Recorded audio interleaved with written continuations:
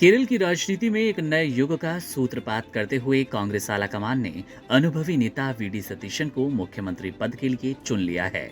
2026 के विधानसभा चुनावों में परवूर निर्वाचन क्षेत्र से लगातार छठी बार जीत दर्ज करने वाले सतीशन ने केसी वेणुगोपाल और रमेश चिन्नीथला जैसे दिग्गजों को पीछे छोड़कर ये जिम्मेदारी हासिल की।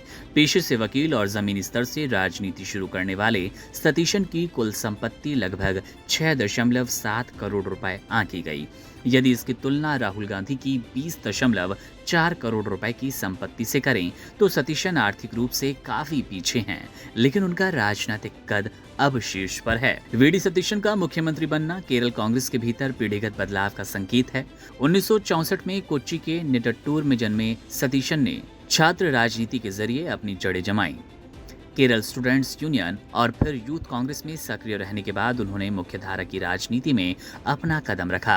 हालांकि 1990 के दशक में उन्हें शुरुआती असफलता मिली, लेकिन 2001 से उन्होंने जो जीत का सिलसिला शुरू किया वो आज तक थमा नहीं है। 2026 के चुनावों में उन्होंने अपनी ताकत का प्रदर्शन करते हुए सीपीआई के ईटी टाइसन मास्टर को 26,600 वोटों के बड़े अंतर से मात दी।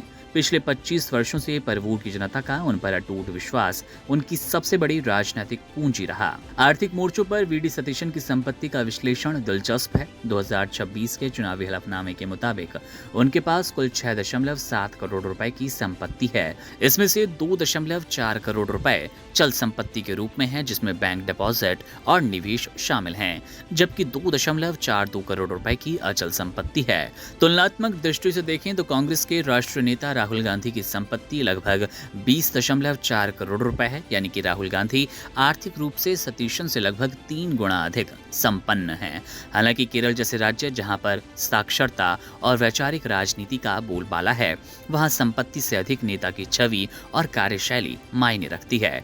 सतीशन को उनकी स्पष्टवादिता और विधानसभा में प्रभावी ढंग से मुद्दे उठाने के लिए गिना जाता है, पहचाना जाता है। सतीशन का राजनीतिक सफर पूर्व मुख्यमंत्री के करुणाकरण के संरक्षण में हुआ। उन्होंने सदन के भीतर भ्रष्टाचार और पर्यावरण जैसे मुद्दों पर हमेशा से आक्रामक रुख अपनाया, जिससे उनकी पहचान एक प्रबुद्ध नेता के रूप में बनी। मुख्यमंत्री पद की दौड़ में उनके नाम पर मुहर लगने का सबसे बड़ा कारण उनकी सर्व स्वीकार्यता और संगठन पर मजबूत पकड़ रही। पिछले शनिवार को दिल्ली में मल्लिकार्जुन खड़गे और राहुल गांधी के साथ हुई बैठक में उन्होंने अपनी कार्य योजना को बहुत मजबूती से रखा। कांग्रेस नेतृत्व को लगा कि केरल में पार्टी को पुनर्जीवित करने और सत्ता विरोधी लहर को संभालने के लिए सतीशन का चेहरा सबसे उपयुक्त है।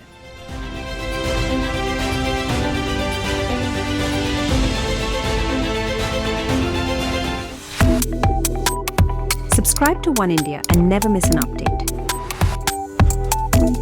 Download the One India app now.